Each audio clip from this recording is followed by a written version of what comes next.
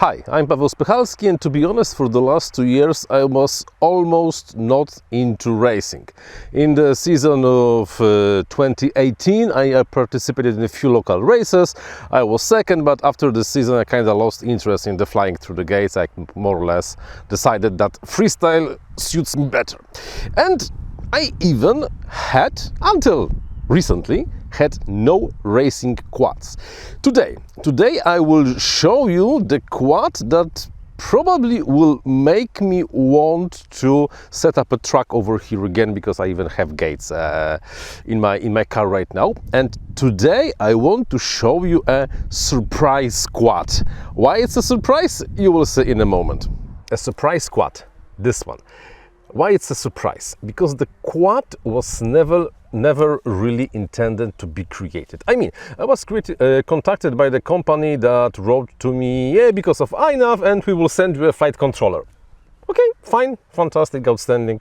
This is the deal that's happening from time to time. For example, to implement the flight controller into the INAV. Few months passed, nobody said a word. Then I realized that other colleagues from INAV already received the Zeez F7 flight controller, and I was like, okay, I'm still waiting. And then the same day, because it was in the same package that the Radiomaster TX16 arrived at my doors, I got not only a flight controller, this one over here, which is called the Zeez F7, but I also got the Zeez 4-in-1 ESC and the frame you are seeing here, which is called the Zeez Capish.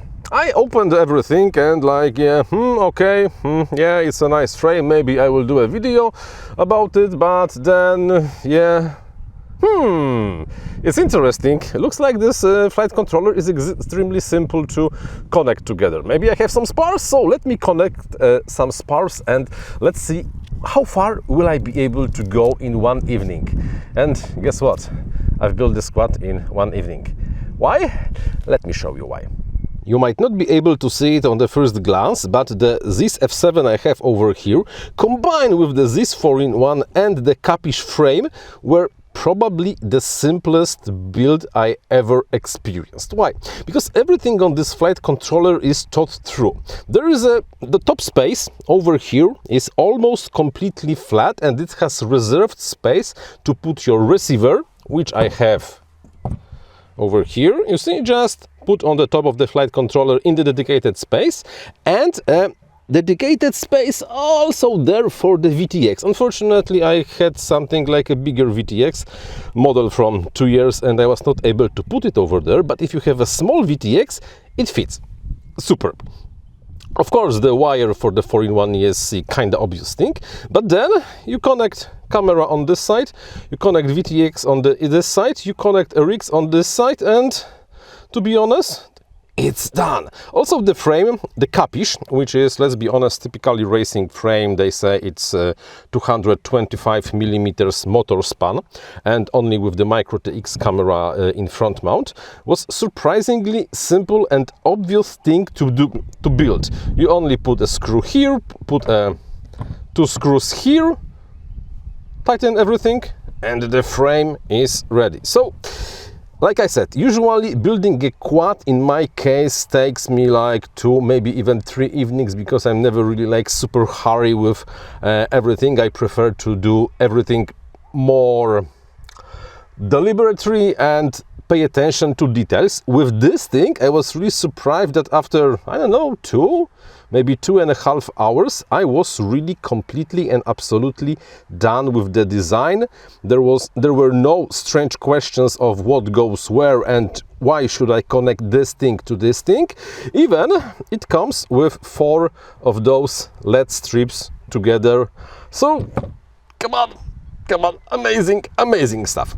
Okay, maybe I'm exaggerating a little, but at least pretty nice thing to build. I even was so happy with this frame and this flight controller that I even wrote the designer of that thing, which to be honest I almost never do, and said, come on mate, this is great, this is fantastic. Not the best quality ever, because some of the wires that are connecting the LED strips in my case are not the best quality and the LEDs are disconnecting from time to time. Still, absolutely no problematic build. Oh, interesting things about the flight controller. It has only USB-C, which probably is something that we will be seeing more and more in the future. And it has no SD card. Instead of the SD card, it has 128 megabytes of flash. So plenty of space for all the logs you have over there. And the ESC is 60 amp. I really have no idea why should I need a 60 amp ESC if I haven't burned even at 30 amp in my whole life from the, you know, like punching this thing in the air. So very interesting, very positive. I'm really extremely very positively surprised by the design. By the way, I know it's day. You see, it's day. It's 6 p.m. and it may be not the best time to do it, but this camera you can see over here, it's a brand new Foxeer Cat Micro. It's a night vision camera, but yet color camera. I did the review of the previous generation of the big version of the Foxeer Cat last year, and I will have to finally go to fly over here during the night to test it, how it behaves in the night. But today we will know how the night camera, really this is a night vision camera, behaves during the daytime. So what's next? Now I will put the propellers on and I will go flying with my surprise Zeez quad, and then maybe there will be a commentary. No, actually not. This is not really a review. I'm not really reviewing the Zeez stuff, Zeez flight controller, Zeez 4-in-1 ESC and the Zeez Capish, because definitely it's too early. So there will be no commentary after the DVR footage. No GoPro today because I haven't printed the GoPro mount for this thing yet. So we will have to live with the DVR, but also we will know how well the Foxeer Cat 2 Micro behaves in such a such a beautiful evening over here. So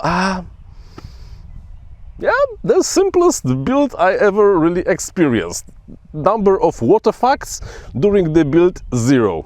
Extremely positively surprised.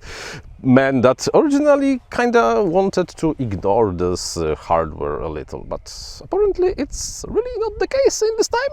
So thanks for watching. Now the DVR, and until the next time. Looks like I was too optimistic, because 2 days later I still haven't tried the Zeez. Why I haven't tried the Zeez? Because the cable between the flight controller and the ESC turned out to be damaged. Not the best sign in terms of quality. However, there was a second cable in the package, so I replaced the cable, went here exactly the same spot only 48 hours later, with hopefully this time fully functional Zeez flight controller, Zeez ESCs, motors and the Zeez Capish frame, and let's see if it works.